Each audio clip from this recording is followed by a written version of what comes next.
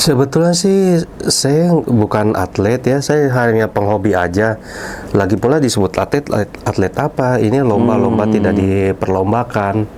Ini cuma bertualang ya. Saya pengen ke Alaska, ke North Pole, ke Arktik gitu ya. Bagaimana caranya bisa ke sana? Kan kalau ada lombanya ini kan lebih memudahkan saya, itu aja. Jadi awal saya memulai bertualang itu tahun 2011. 2011 saya ikut namanya Shandong Ultra Marathon di Singapura.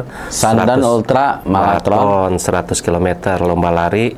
Startnya pada saat mau sunset. Saya juga pengen bagaimana rasanya di gurun pasir. Saya coba di Oman, kemudian di gurun Gobi.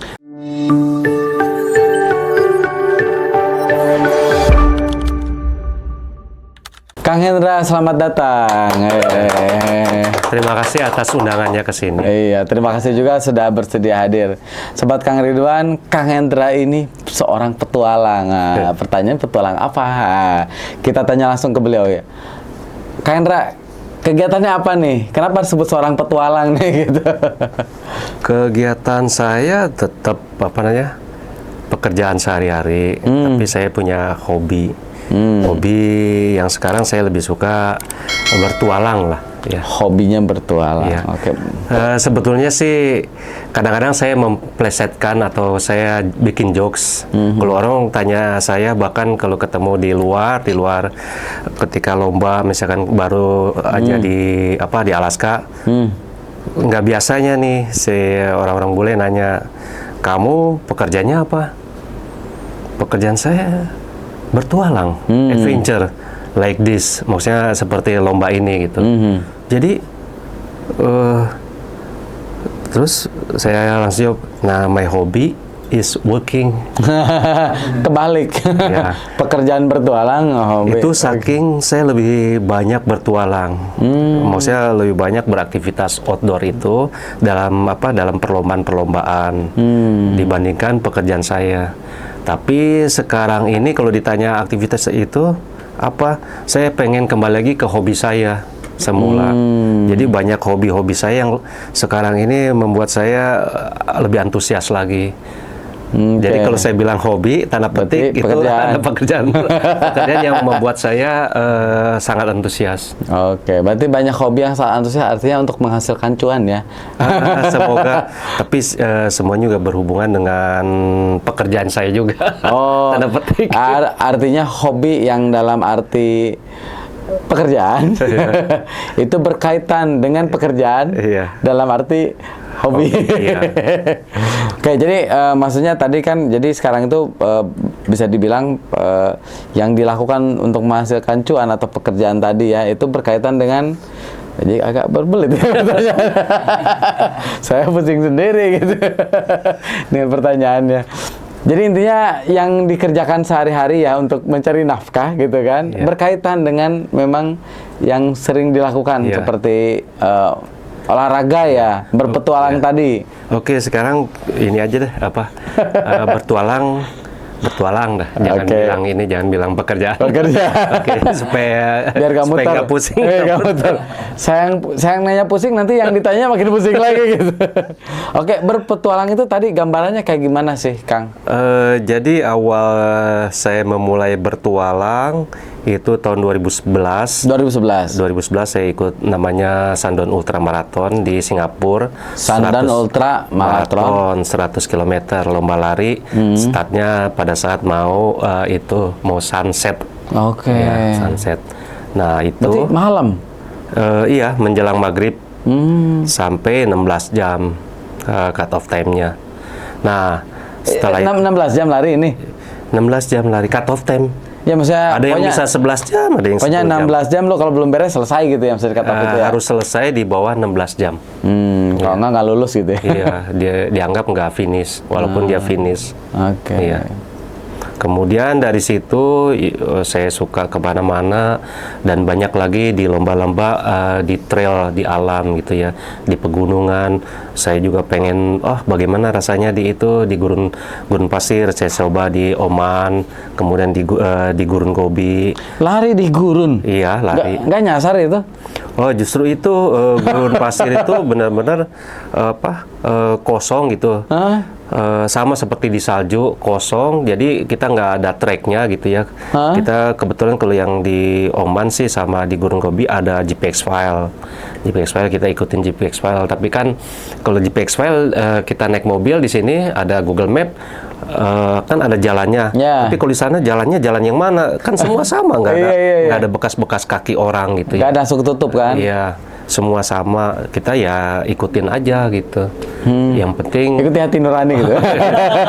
ikuti JPEG file sampai ketemu checkpoint. Checkpoint nanti di situ kita dicatat, ada makanan minuman. Oh ya, kalau yang di sana di Oman itu cuma dikasih minuman per 35 km 3 liter, hanya itu aja. Yang 3 liter tuh berarti sepanjang jalan dibawa aja gitu airnya? Habis, ya kita harus bisa bertahan dalam waktu 35 km ke depan untuk untuk support kita untuk minum. Minum? Iya. Waduh. Makanan kita makanya bawanya banyak, berat. Oh, jadi ini lari sambil bawa barang di belakang? Iya, bawa itu bahkan bawa sleeping bag, bawa matras. Serius? Iya. Ini sih nggak ada, belum, itu sih kan tahun 2014. Semakin kesini semakin berpetualang. Peralatannya lebih banyak lagi. Saat itu belum bawa alat masak kan berarti? Belum, ya. Nggak usah alat masak. Nah, kalau yang di dingin-dingin seperti 2015 saya 6633 Arctic. Kemudian di Yukon tahun 2019, kemudian di Aditarot 2020, 2021, 2022, 2023. 24, 22 nggak ada. Nah, itu bawa alat masak, karena apa? Di sana kan nggak ada air, semua salju 100%, bahkan sampai minus 50 salju. Kita masak air ya dari salju. Jadi salju masukin ke kompor. Kompor juga kita kan bawa itu juga, bawa yang tabung kecil itu yang manasin ya? Iya, maksudnya bahan bakarnya juga bahan bakar cair. Kalau bahan bakar gas itu nggak akan berfungsi di bawah minus 20. Minus ya? Iya, sampai bisa minus 50. Mau tidur di salju aja. Nggak dingin itu? Ya dingin, ya itu lombanya seperti itu. Kita harus bisa bertahan, survival. Berapa hari itu yang itu? Kalau ada macam-macam tingkatannya, yang terakhir itu Aditarot 30 hari non-stop. 30 hari? Iya. Jadi Kang Hendra lari 30 hari non-stop? Nah, kalau yang ini bersepeda. Tahun 2020 bersepeda. Saya lari. Tahun 2015 juga lari. Bentar, yang 30 hari ini lari apa bersepeda? Bersepeda. Bersepeda aja 30 hari? Tapi justru bersepeda ini, pada saat saya ikut kemarin lomba itu, sepeda itu menjadi beban, bukan menjadi alat jadinya bagi saya. Karena apa? Sering turun salju, di hari ketiga, 5, salju dan angin kenceng, sehingga saljunya tinggi, bannya juga sampai itu. Oh, nggak bisa dibawa. Kita juga jalan juga sampai sepaha atau sedengkul. Kan lebih berat dibandingkan kita lari. Maksudnya kalau kita ngomong lari itu bukan berarti lari terus. Kalau ada kesempatan dia keras di es mungkin bisa lari, ya lari juga nggak kencang-kencang, paling bisa 6 km per jam ya. Nah, kalau kita bawa sepeda itu kan berat sekali, sampai paling 1 jam itu menghasilkan cuma setengah kilometer. Bayangkan kalau kita turun salju turun terus, itu kita nggak bisa, misalnya kita lagi ngantuk, setelah bergerak 20 jam gitu ya, ngantuk gitu ya, mau tidur, kita harus dipaksakan jangan tidur, dalam artian kita harus hidup. Karena kalau kita buka tenda atau buka BV di salju itu saljunya dalam, tenggelam, satu. Terus kedua, ini hujan terus-menerus, hujan salju ya. Itu kita nggak bisa hidup. Terus gimana? Barang kita bisa basah semua lagi. Nyari tempat tidurnya gimana? Ada beberapa sebelum kita lomba itu sudah ada dikasih informasi, di sini ada kabin. Kabin tuh gubuk. Gubuk itu dari, kan sebetulnya sih ikut Aditarot itu ini tahunan, setiap bulan Februari mengikuti lombanya si itu lomba anjing yang namanya sled dog.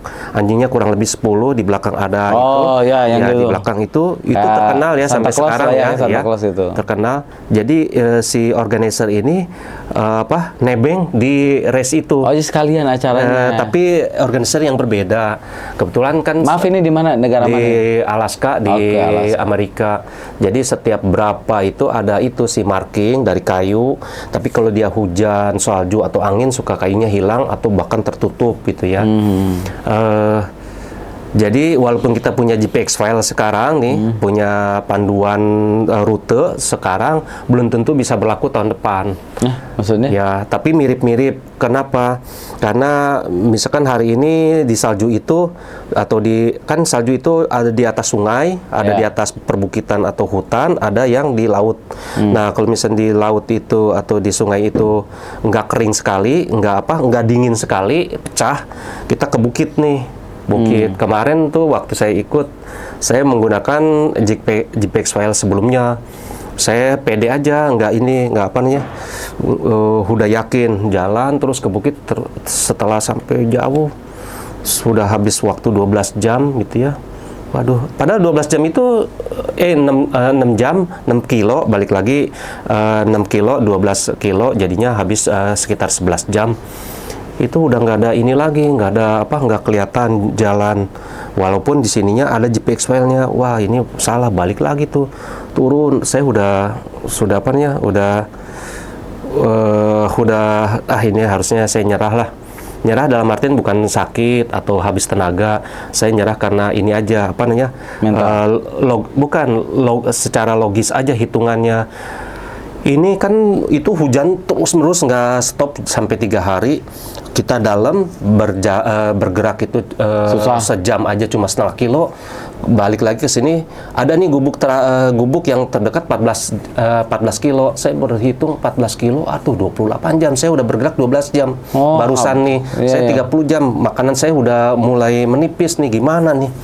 Nah, akhirnya saya pas lagi turun ke tempat checkpoint ini nggak ada siapa-siapa nih, nggak ada namanya minuman, makanan, nggak ada petugas juga. Kita cuma lapor melalui InReach Explorer ya dari Garmin, kita kirim SMS I'm okay di checkpoint ini gitu ya. Kita kasih kabar aja, walaupun ada live tracking, si organizer atau teman-teman kita bisa ngelihat pergerakan kita dari seluruh dunia, tapi kita tetap harus kasih itu penjelasan bahwa kita oke, supaya dia tenang gitu.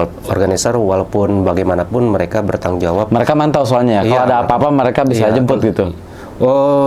Enggak juga. Enggak langsung otomatis karena dia kan kadang-kadang ada di sana. Jauh. Ada di jauh, mungkin dia akan menghubungi yang terdekat ya, terus naik ke pesawat. Wah, itu urusan sendiri dah, panjang ya. Nah, ketika saya balik lagi pas dari jauh, oh iya itu ada patok-patok ya. Kelihatan tuh di sungai jauh. Pokoknya kita benar-benar berkabut tapi kelihatan. Pas turun, aduh masih dalam juga. Itu 14 kilo ada. Tapi saya udah bergerak nih 13 jam. 12 jam tambah jalan masih dorong tuh 1 jam setengah kilo. Kemudian saya taruh aja sepeda, saya jalan ini begini terus gak sih? Kalau begini terus udah deh saya nyerah. Kenapa? Karena padahal tadinya saya udah seneng nih, tinggal berapa ya dulu waktu itu hitungan saya tinggal 100-an kilo, punya waktu 6 hari lagi. Kalau di jalan sini mah jangan kan hitungan 6 hari, kalau 100 kilo mah kita 30 km per jam, 3 jam setengah juga beres. Nyampe, gitu ya. Sampai atau 4 jam beres. Jadi, hitungannya 100-an kilo ini hitungannya kalau begini terus 1 jam setengah kilo bisa 200 jam jadinya. 200 jam kan saya punya waktu 5 hari lagi, 200 jam dibagi 24 lebih dari 10 hari. Oh, hitungannya udah jalan ya, nggak masuk gitu ya? Iya, kalau diterusin. Kalau gini terus, karena nyatanya itu hujan salju terus. Berarti ini kan bukan Kang Raja kan, yang lain pun sama. Nah, yang lain kebetulan apa namanya? Yang lain tuh lari dan ski. Nah, kalau lari sama ski itu lagi enak justru. Jalan kaki kan dia kalau dia lari atau ski itu bawa ini namanya sled. Sled itu kan di atas karbon atau di atas plastik atau di atas fiber gitu ya. Kan dia mulus licin. Kita dorong gini juga seng gitu ya. Nah, walaupun beban dia 30-40 kilo gitu ya, jalan. Sementara saya pakai sepatu bot, dia pakai sepatu lari. Sepatu lari. Ya. Jalan cepet, bisa 4 kilo, 5 kilo. Kalau saya kan ban sepedanya itu ngelob, bahasa Sundanya ngelob gitu ya. Nyungsep. Ya. Berat sekali. Nah, saya taruh sepeda, saya jalan coba, kalau gini terus saya nyerah dah. Jalan terus, saya tinggalin jalan kaki. Kalau jalan kaki saya pakai sepatu bot, berat tuh 3 kilo, beratnya 3 kilo lebih kiri kanan. Saya jalan cepet sih, bisa 4 kilo, 5 km per jam gitu ya. Saya ke sana setelah 500 meter, wah saya seneng tuh, udah mulai segini. Esnya? Iya, udah saya ambil sepeda buru-buru. Ya, buru-buru. Jalan terus, dorong. Saya dorong bisa 3 km per jam, itu seneng. Jadi ini lomba sepeda, tapi saya nuntun terus. Itu selama lomba saya nuntun tuh ada 500 km. Selama 30 hari itu, yang berhasil saya tuntun sepeda itu 500 km. Saking itu saljunya tuh dalam. Nah, 3 km per jam saya bisa jalan bawa, karena si sepedanya kan jadi ringan. Oh, bayangin kalau 30, ini kan saya udah hari keberapa gitu. Kita kalau misalnya salju itu ya, yang tadi saya bilang, saya nggak bisa tidur sembarangan, tidur pas dalam, terus hujan terus. Anggap aja nggak dalam nih, di situ daerah keras, tapi hujan terus, lama-lama kita ketimbun. Basah, ini ya? si DV-nya atau tendanya itu kelelep nanti. Nah, terus udah kelelep itu nanti menjadi basah. Nanti barang-barang kita basah, udah. Kalau udah basah itu butuh suatu kabin atau apa untuk memanaskan itu sehingga kering. Kan itu salju terus-menerus dingin. Itu ya udah, kita nyerah kalau bisa ada yang bisa jemput. Kalau nggak ada yang jemput, kita bisa hilang jiwa kita. Nah, bisa meninggal lah ya. Iya, karena dingin, karena nggak ada alat atau jir yang ini perlengkapan kita yang mengganti. Kita kan nanti semua basah. Okay. Nah, setelah saya jalan ada kabin. Nah, di situ saya tidur. Karena saya nggak bisa tidur di tempat lain. Kan itu saya kalau dalam keadaan, ada video saya pernah posting di Instagram. Bagaimana kalau tidur biasa normal seperti itu, masak air. Tapi ada kalanya kita nggak bisa tidur di sembarang tempat, harus di kabin. Itu kabin tuh maksudnya rumah orang berarti? Enggak. Kabin itu gubuk yang sudah ada untuk mendukung nih kegiatan sled dog itu. Sengaja dibuat berarti itu. Tapi itu dari dulu kabinnya juga jangan mewah, ada ini. Dan jadi, berharap indah kalau ya. Dia paling ukuran segede gini dari kayu balok-balok itu ya. Kan di sana ada namanya cemara Norfolk, bahan-bahannya tuh dari kayu cemara Norfolk itu dibentuk. Nah, beruntung kalau misalkan ada kayu bakar di dalam, jadi kita bisa menghangatkan diri. Kalau nggak ada, di luar minus 30, di dalam juga minus 30. Di luar minus 40, di dalam minus 40. Sama minusnya? Iya, sama, nggak ada perubahan, nggak ada perbedaan. Cuman nggak kena hujannya. Kita bisa tidur karena nggak itu. Apalagi kalau ada angin kencang, udah itu mah tambah. Bayangin, saya udah capek, lelah, kurang tidur setiap harinya. Kan setiap hari bergerak 18 sampai 20 jam. Tiap hari. Tiap hari bergerak 18 sampai 20 jam. 20 jam terus, ya. Dingin, makan juga kurang karena kan lama-lama habis. Dan di tempat dingin makanan kita tuh itu. Terserah kita mau bawa makanan banyak, otomatis beban kita lebih berat. Pilihan itu berarti ya.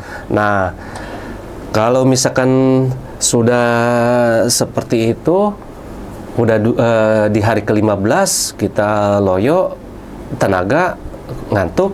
Sementara ini begini 1 jam harus setengah kilo. Saya misalnya masih harus bergerak 30 jam atau lebih itu nggak tidur. Nggak tidur itu artinya kita udah harus terlatih. Ya. Sudah terlatih dan harus ya.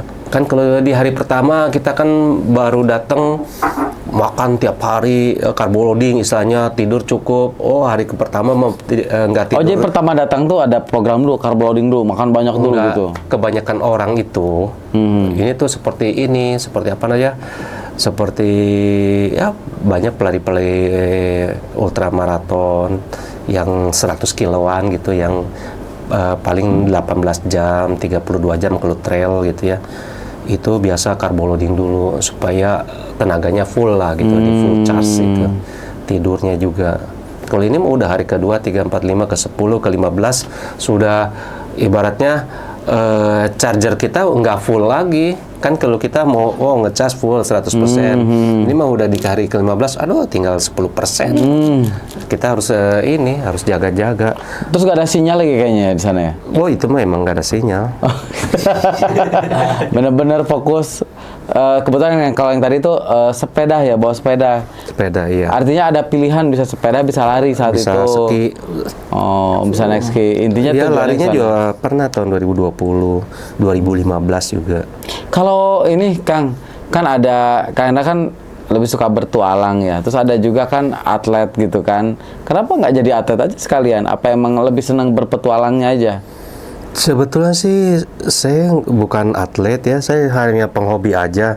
Lagi pula disebut atlet apa? Ini lomba-lomba tidak diperlombakan. Ini cuma bertualang ya.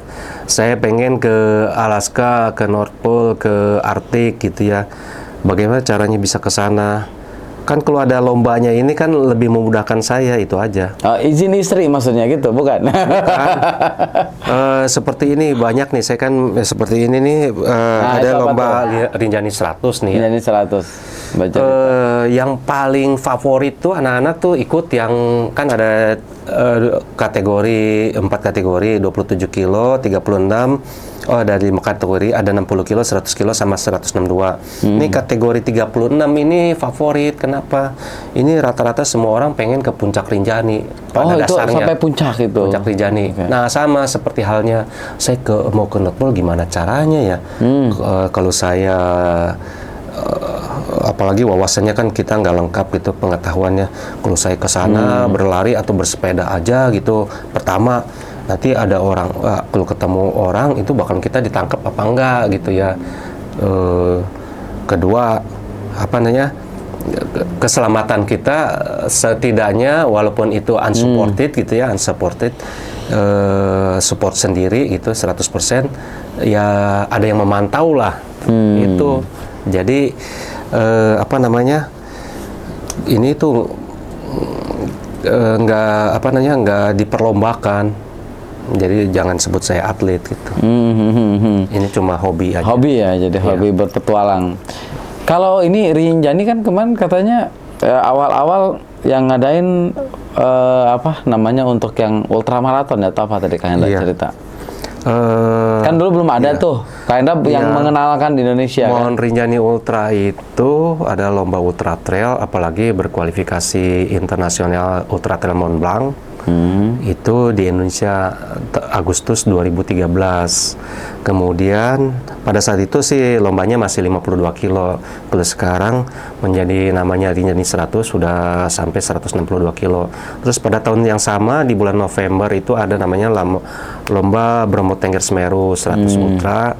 Itu 170 kilo tuh, 30, 70, 100 sama 170 kilo. Berapa jam itu kalau 170? 170 kilo 46 jam, yang 100 kilo 2 hari 32 jam. Tapi itu cut off time. Banyak orang-orang yang sekarang ini cepet-cepet sih. Oh ya, cut off tuh selesai lah pokoknya. Finishnya batas ya. waktu, limit waktu. Nanti ada yang nyisir berarti terakhir, kalau ada yang nyasar, ada apa. Iya. Memang ketika itu dimulai sudah ada itu tim sweeper. Ya, nah lomba-lomba gini juga harus dijaga masalah keselamatan dari eksternal maupun keselamatan internal. Keselamatan internal sebelum mereka ikut lomba tuh dicek. Kan kita ada regulasi mandatory gear. Mandatory gear itu perlengkapan wajib. Misalkan fluid, headlamp, jaket windbreaker atau waterproof. Kemudian sarung tangan yang waterproof sama windproof.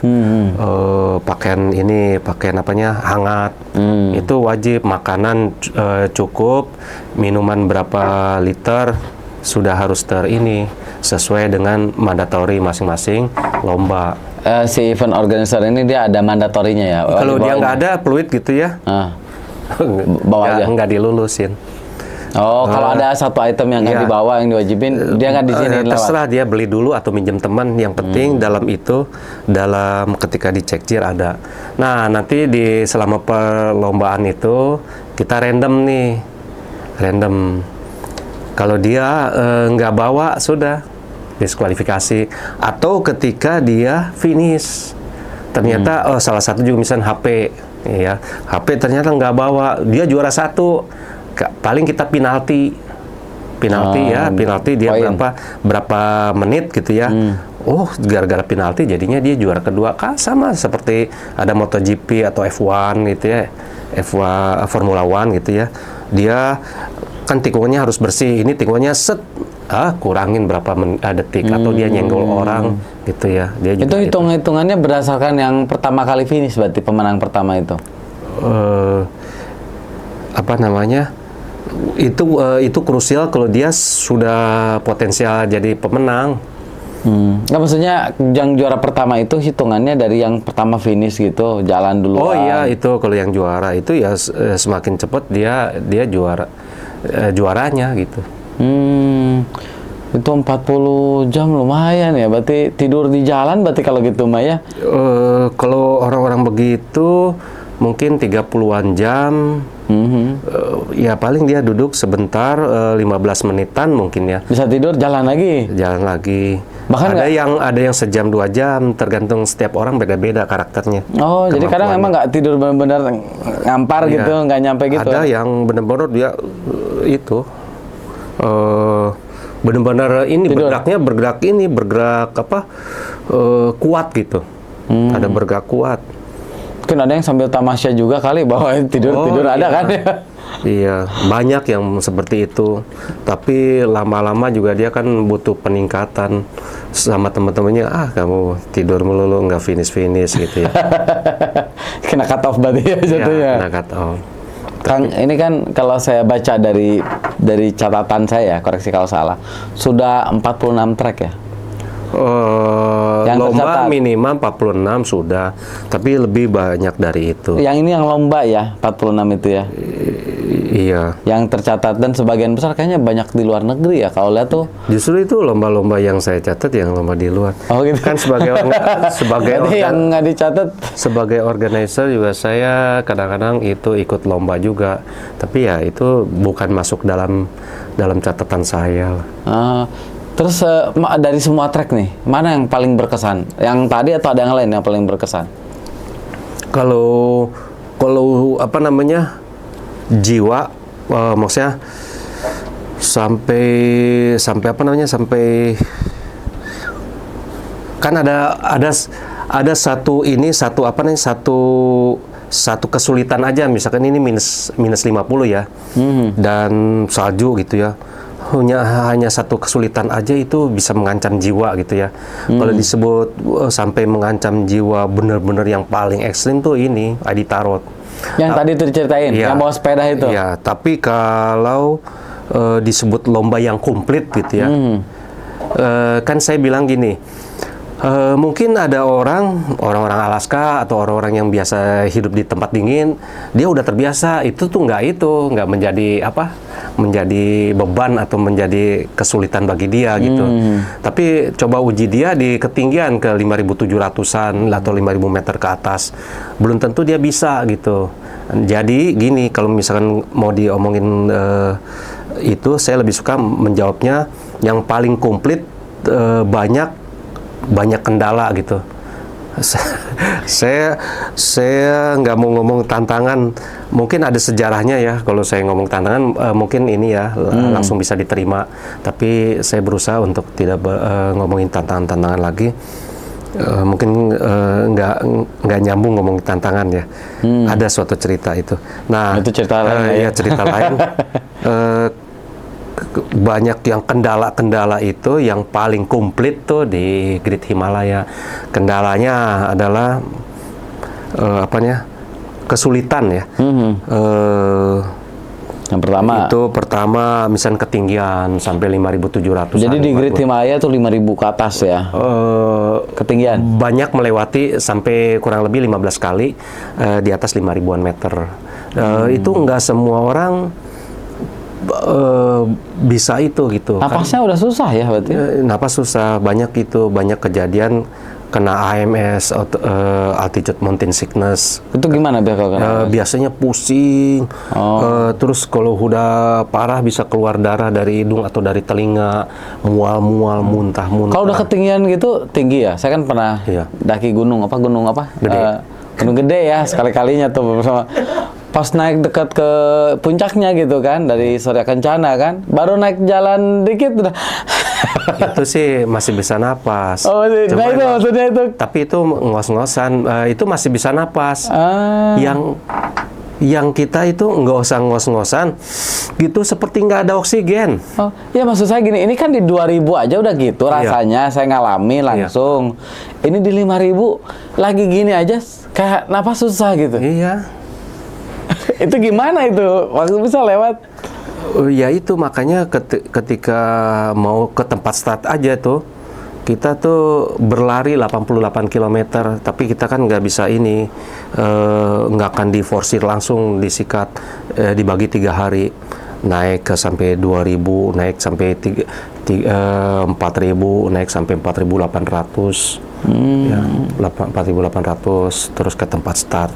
Ke tempat start langsung lari, nggak tidur di tempat start. Itu 5.140. Itu pertama ketinggian. Dinginnya ada sampai minus 20-an lebih, di bawah minus 20. Salju. Ketiga navigasinya. Kita harus tahu navigasi tanpa ada GPX file berupa cetakan kertas gitu ya. Oh, modal gitu doang. Sama kompas gitu. Kompas harus wajib bawa ya. Terus keempatnya komplit dalam artian hutan ada, salju ada, gurun pasir ada. Oh, di situ itu. Iya, di Great Himalaya 1.600. Ini tuh itu pedalaman jarang ketemu orang. Ya. Jadi kita juga harus menguasai mountaineering. Ya. Sama ini juga bawa tenda, sleeping bag, bawa makanan. Tuh. Berapa hari itu? 46 hari. 46 hari. Oke Kang, jadi persiapannya itu gimana? Ini kan artinya kan nggak tiba-tiba kita langsung lari ke sana dong. Iya. Ada persiapan. Itu yang dilakukan apa sih persiapannya biasa kan? Sebetulnya saya nggak ada persiapan khusus. Karena gini, namanya petualang ya. Memang sehari-hari saya tidak menganggap berlatih. Saya bersepeda atau berlari atau berenang itu dalam pikiran saya itu bukan berlatih. Ya saya melakukan aktivitas saya aja gitu. Pekerjaan kan tadi bilangnya. Pekerjaannya. Maksud saya itu membuat saya sehat. Membuat saya sehat dengan dari waktu ke waktu 2011, 2012 sampai 2022, 2004 sampai sekarang pengalaman meningkat, pengetahuan semakin banyak, kemudian kemampuan survival karena pengalaman dan pengetahuan semakin banyak gitu ya. Jir-jir yang pengetahuan termasuk pengetahuan saya menghadapi dingin atau ketinggian, pengalaman saya bagaimana menggunakan jir-jir yang baik, yang bagus, saya bisa bertahan gitu. Itu semakin meningkat. Jadi istilahnya sekarang ini saya itu aja untuk olahraga kesehatan aja. Nanti ketika berlomba ya udah siap aja. Nggak ada. Dulu memang awal-awalnya ketika saya mempersiapkan suatu lomba, misalnya lomba Transpyrenean gitu ya 950 km 16 hari nonstop di pegunungan. saya lagi ke gunung, bolak-balik sering, atau di roadnya tiap hari lari 42 kilo, maraton gitu ya. Sekarang nggak seperti itu lagi. Sekarang mah ngalir. Apa namanya? Ibaratnya ya nanti learning by doing. Maksudnya apa ya? Bertanding atau berlatih saat bertanding, ya berlatih saat bertanding. Jadi diprioritaskan pada hari H. Tapi kan ada preparasi ya. Tadi kan tetap aja. Jadi sepedanya ada, renang ada, lari ada. Tapi itu secara harian dilakukan berarti kalau kayak. Iya dilakukan. Kadang-kadang gini, saya mau tes sepeda saya nih, atau saya mau tes sesuatu hal ya. Sekarang ini saya banyak ke sepeda ya, karena lari saya pikir saya udah banyak berlomba-lomba lari dan semua lomba lari udah hampir semua saya ikutin ya, cuma beda di mana aja gitu ya. Nah sepeda saya mau testing aja, mau ke Lombok, mau ke Labuan Bajo. Testing dari sini? Dari rumah Bogor. Ngegowes ke sana? Iya. Itu maksud testing aja gitu. Iya, testing. Nah saya kalau testing tuh putar-putar sini aja, jadi komplek. Tadi yang saya bilang itu, Kang, yang ini tadi testingnya siapa nih? Yang saya bilang tuh apa namanya? Latihannya gimana? Saya nggak nganggap ini suatu latihan, ya udah. Tapi dalam dalam pelaksanaannya saya punya suatu target, maksudnya oh ya ke Lombok itu atau ke mana gitu ya. Saya punya misalkan 250 km per hari, enggak misalkan 50 km atau 100 km per hari gitu. Karena kan ini mau buru-buru, buru-buru juga enggak, bukan kayak lomba, menikmati sambil ya kesana lah. Udah sampai sana, ya ada sekalian bukan pekerjaan, ada yang mau diurusin, pulang pakai pesawat gitu. Oh jadi berangkat ke sana pakai motor, pakai sepeda, nanti pulang. Iya, atau sebaliknya saya ke sana karena diburu-buru. Sebenarnya sih hal-hal sepele, misalkan nih kepala balai mau meeting sama balai Rinjani, udah dah, saya ke sana bawa sepeda. Karena misalkan lusa ya udah nggak mungkin ngegoes, bawa sepeda lah ke sana. Oh, jadi goesnya di sana. Di sana main-main dulu, misalkan udah gitu pulang goes aja ke rumah, ke Bogor. Seperti itu. Pasti ada tujuannya meeting atau apa. Justru tujuan utamanya di situ. Tujuan utamanya di situ. Bukan tujuan berlatihnya. Karena kalau namanya tujuan berlatih nggak usah harus jauh-jauh. Di sekitar rumah, misalnya di Sentul, ya kita ininya kirain nggak usah jauh-jauhnya ke Bandung gitu. Di Sentul, tapi gini harus cara berpikirnya juga luas gitu. Kita ke Bandung paling 116 kilo dari Bogor ya. Kalau misalkan kita ngegoes nih di Sentul bolak-balik 1 lap 21 kilo, kita 10 lap 210 km. Elevation gain-nya itu 33 kali 10 330 kali 10 3.300. Itu lebih berat daripada Bogor ke Bandung. Jadi kita mulailah belajar, jangan melihat Bandung jauh, tapi bagaimana lihat ini distance. Saya misalnya gue di Sentul aja, dari misalkan dari Iron Mall ke Jungle Land turun sampai ke ada patung, ada tulisan love enggak, langsung ke Apung 5 kilo, terus ke Love, balik lagi itu 21 km. Oh, nyampe ke Jungle Land ke belakang. Ke Iron Mall lagi 330 meter elevation gain, tanjakannya jaraknya 21. Kalau 10 lap kan 210 km, elevation gain-nya 3.300 ya. Nah, ke Bandung dari rumah saya 116 km, elevation gain-nya cuma 2000-an meter. Kan beratan ini ya tuh, beratan Sentul. Jadi kita harus merubah mindset kita, jangan lihat ke Bandung, ke ini, Pelabuhan Ratu, lihat ini. Lihat aja nanti di GPX-nya atau mau di Strava. Saya nggak pernah posting di Strava. Di situ elevation gain-nya dan jaraknya. GPX itu apa sih? Saya kurang hafal juga. GPX itu istilah ini extension, kan ada extend.com, COM, extend COID, extension XC gitu ya. Bukan alat berarti ya? GPX sama GPS. GPX itu nama filenya ya. GPS itu ada jam GPS, watch namanya atau smartwatch. Ada berupa ini seperti yang untuk di sepeda ya, biasanya Garmin Edge 1040, 800 itu. Ya. Oh, itu kan kalau itu GPS. Kalau GPX itu mirip-mirip. Bukan, GPX itu nama filenya. Oh, nama.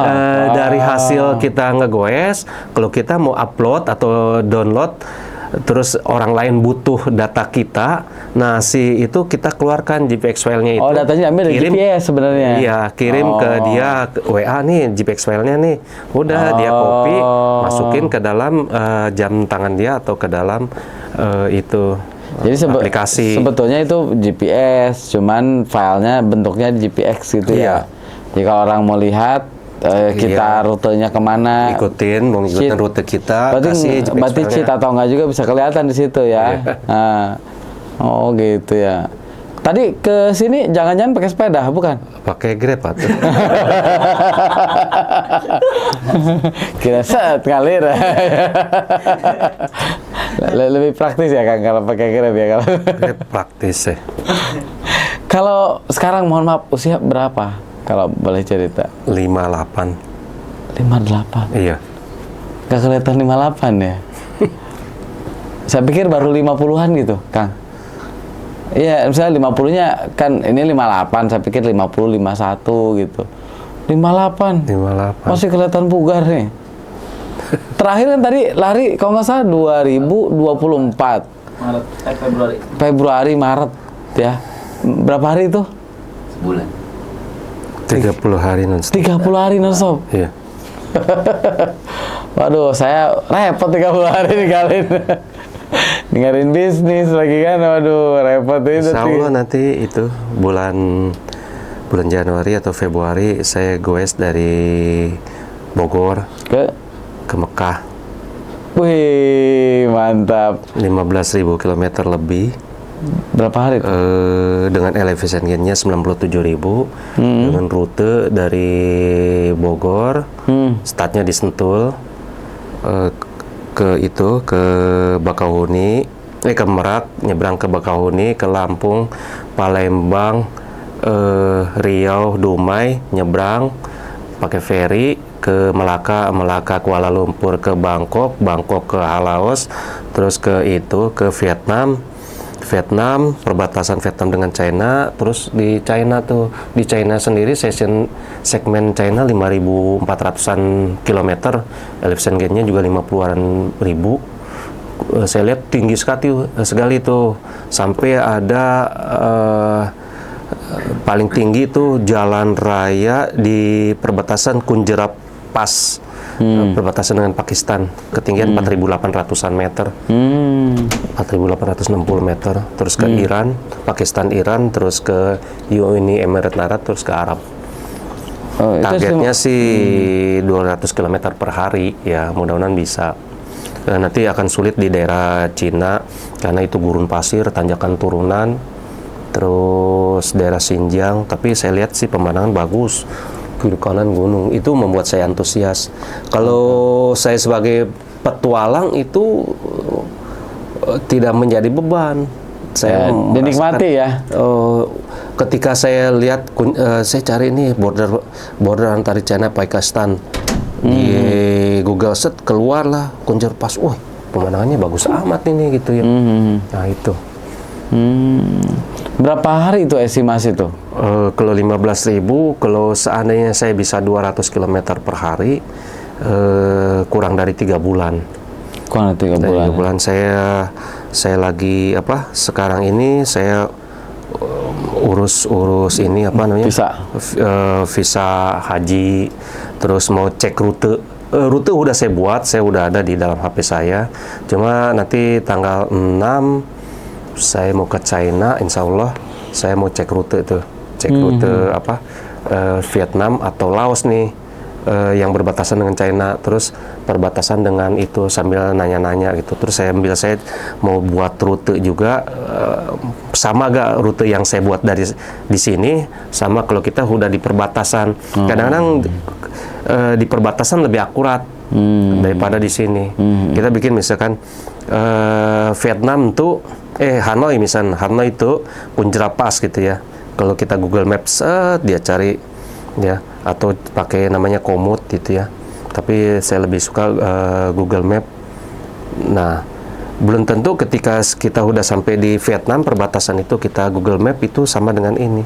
Pasti lebih akurat yang kita kalau udah ke lokasi. Maksudnya petanya lebih tepat lah ketika mendekati lokasi gitu. Iya, saya udah ada ini GPX filenya. Ya, 15.000. Nanti jalan sendiri berarti? Insya Allah sendiri. Nah itu dia, saya penasaran. Itu kan 3 bulan ya perjalanan ya. Atau tadi kan ada juga yang 30 hari, ada yang 46 hari.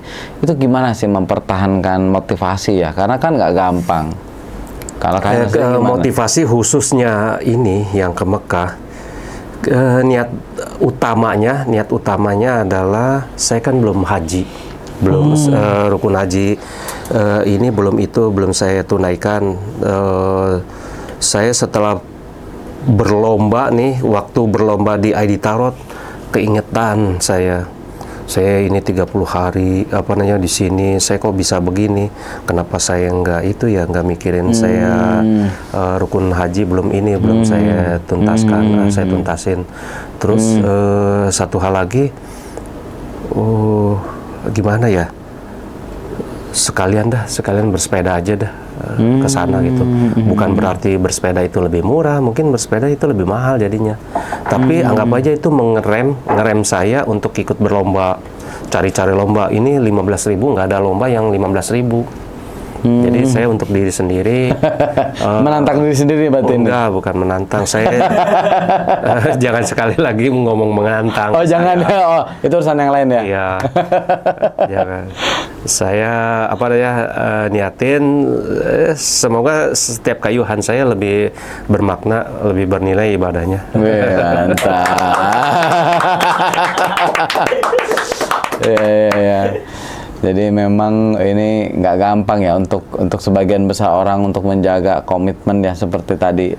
Bisa sampai lama ya seperti itu. Terus memang banyak hal yang bisa di-manage juga ya. Waktunya perlu di-manage, uangnya juga perlu di-manage kan, karena nggak murah ya tadi Kang. Iya, lebih mahal. Lebih mahal ya. Kelihatannya lebih mahal.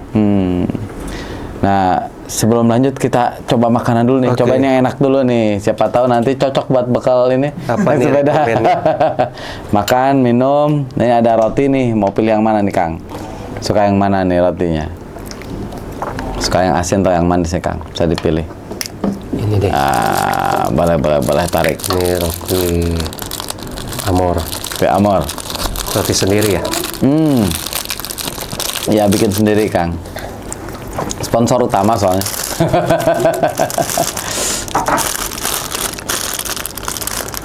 Kalau kayak keluar gitu roti suka bawa juga Kang berarti?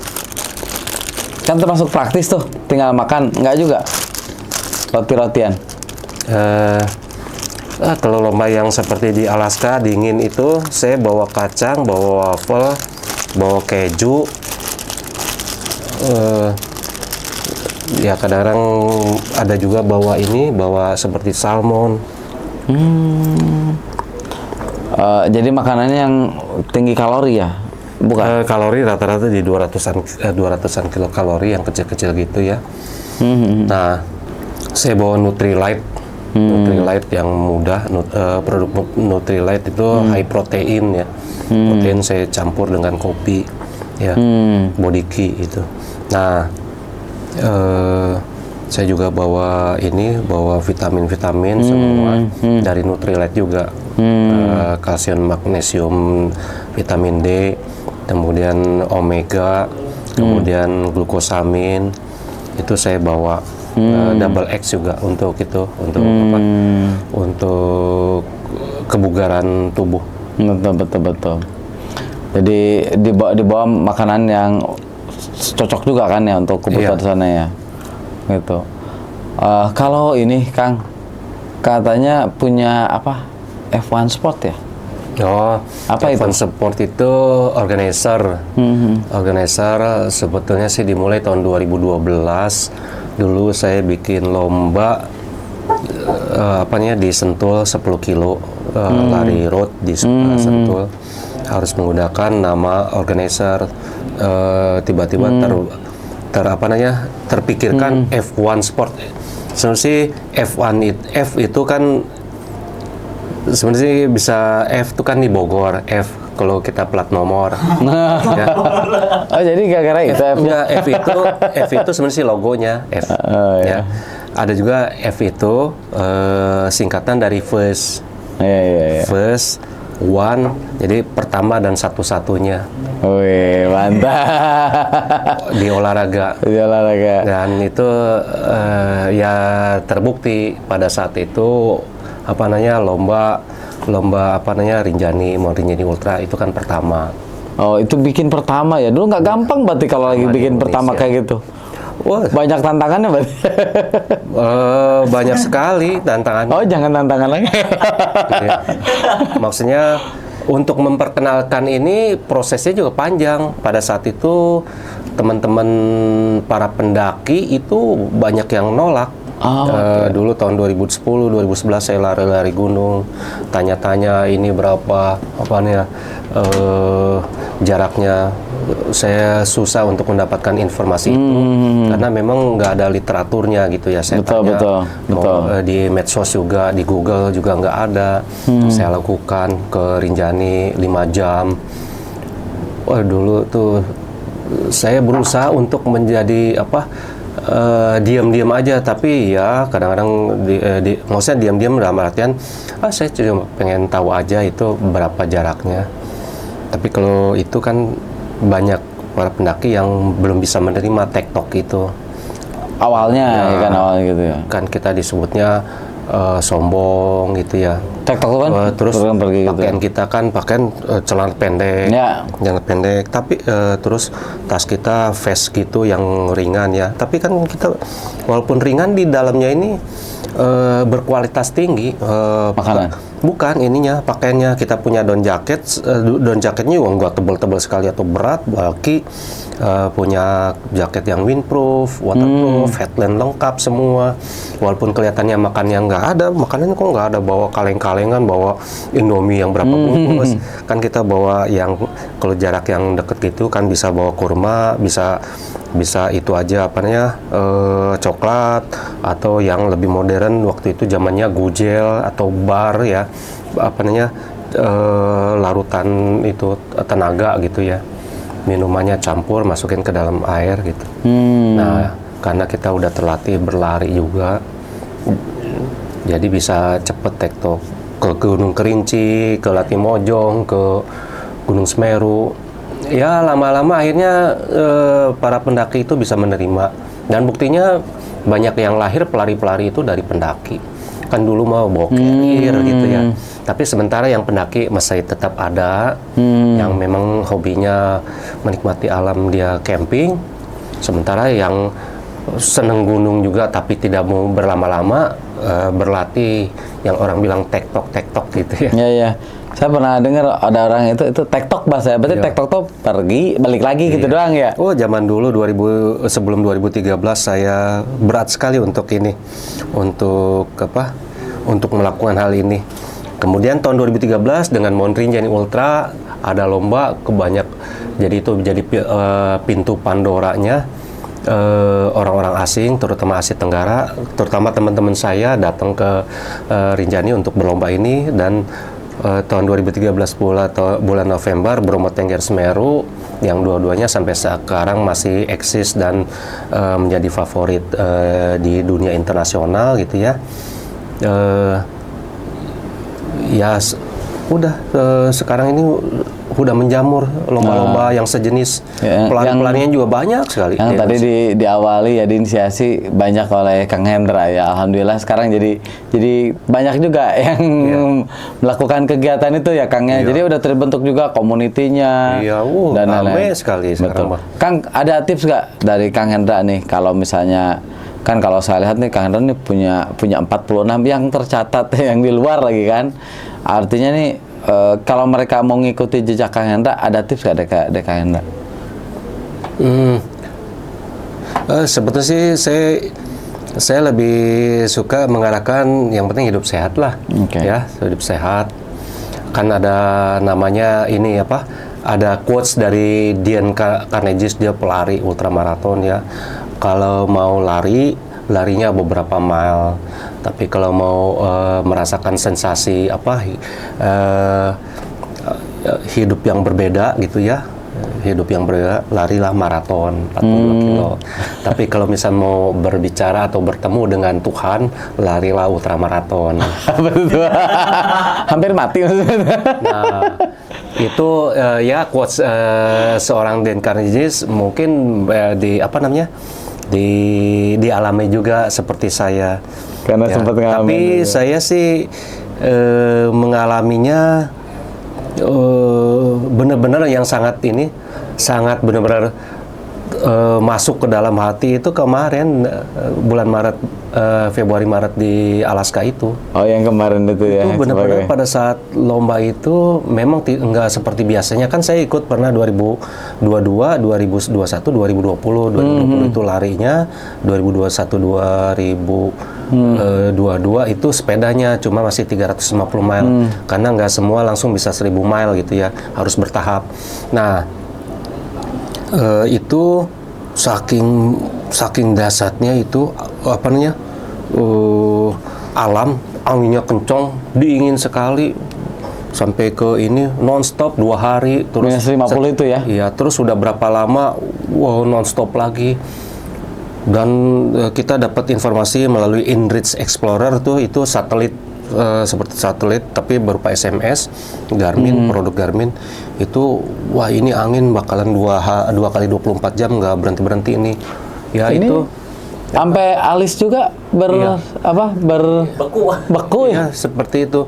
Nah, yang saya bilang tadi kembali lagi itu saya zikir terus, itu zikir pagi siang malam, pokoknya selama bergerak sampai tidur pun zikir terus ya.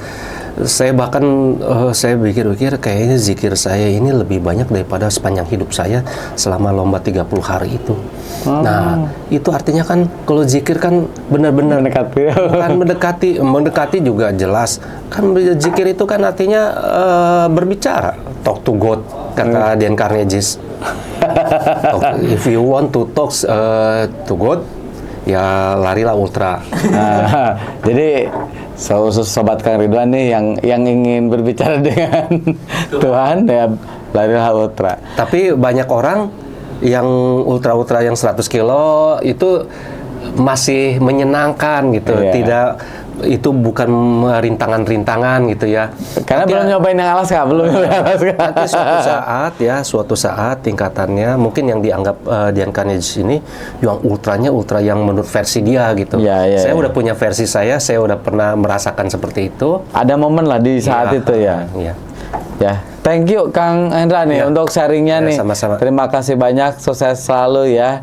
Mudah-mudahan selalu diberikan kesehatan juga. Amin. Makasih Kang Hendra.